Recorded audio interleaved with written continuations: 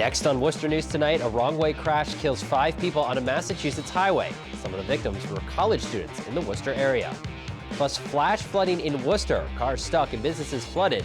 Take a look at cleanup from Friday's storm.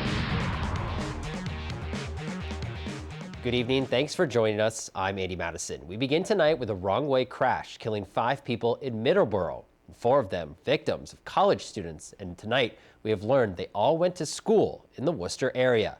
The Vice President of Student Affairs at Anna Maria College confirms to Worcester News Tonight 2 of the people killed were Craig Diggs and Jordan Galvin Jutras. Both were sophomores at the school. The accident happened just after midnight when state police say a driver went the wrong direction on Interstate 495 in Middleboro. Police say the driver also died. Andrew Klein of Anna Maria College says in a statement to us, "Our thoughts and prayers are with the families of those impacted." They will release a formal statement tomorrow and plan to have grief counselors on campus all week. We're learning more about the victims in this horrific crash. Candlelight Vigil was held tonight in Harwich, where one of the college students lived. Susan Tran has reaction to the tragic accident.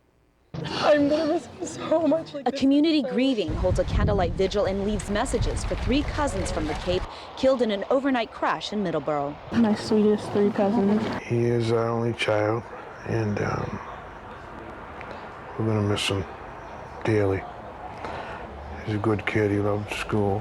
Rodney Fisher still in shock. Just hours ago, late Sunday night, he hugged his son Jordan, gave him some money, and told him to text when he got back to Becker College in Worcester. He didn't text me last night, so I was a little concerned.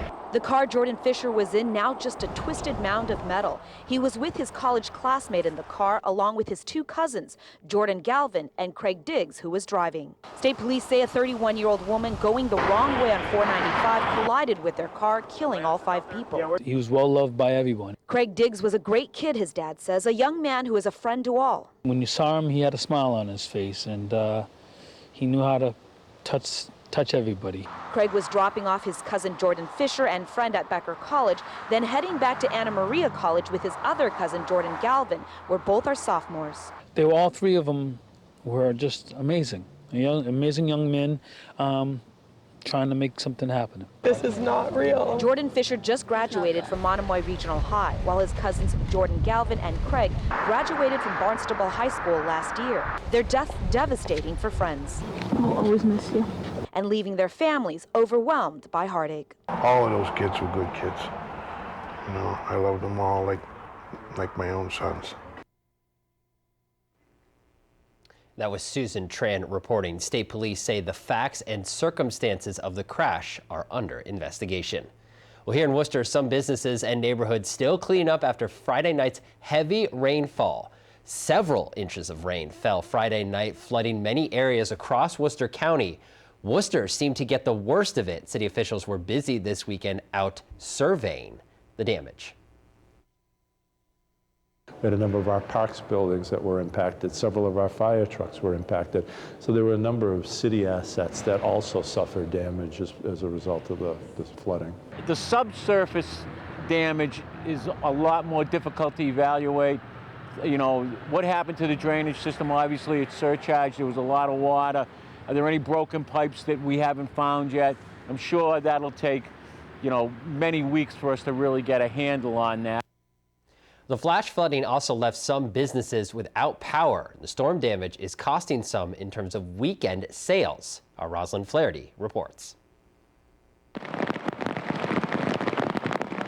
The effects of Friday night's flash floods are still lingering for some. The city received around 5 inches of rain in a short amount of time. Slow at first, we could see the water building up on the outside of the building. The DCU Center started taking on water around 7 p.m. Friday night. The building had around 6 inches of water in their convention and arena areas, closing one of their shows early. We heard from exhibitors the following day that what they walked out to were knee-deep kind of water on the outside of the building. All of the water was out of the center by Saturday morning. Mezcal had to close early Friday night as the restaurant took in about a foot of water. Started to come in slowly. We started to, stop letting more people come in to the restaurant.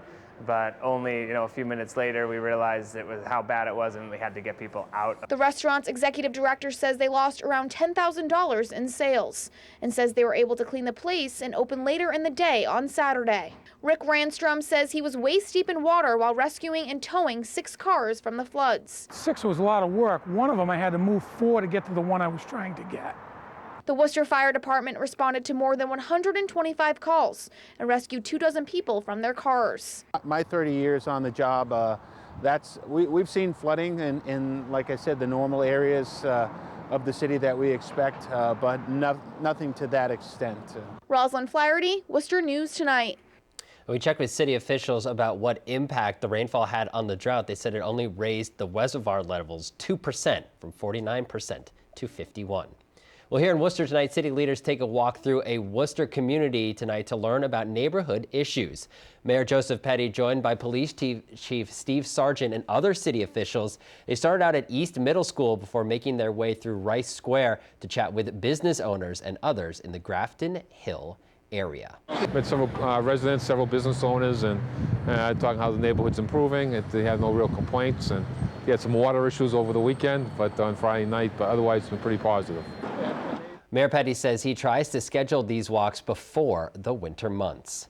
Clark University hosts a talk from internationally known filmmaker tonight. Gurinder Chadha has directed more than 15 films, maybe best known for the success of the movie Bend It Like Beckham. Many of Chadha's works come from her personal experiences of being an Indian living in the United Kingdom.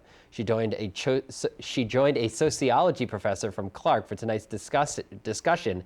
Chadha was awarded the Officer of the Order of the British Empire by the Queen for her service to the British film industry.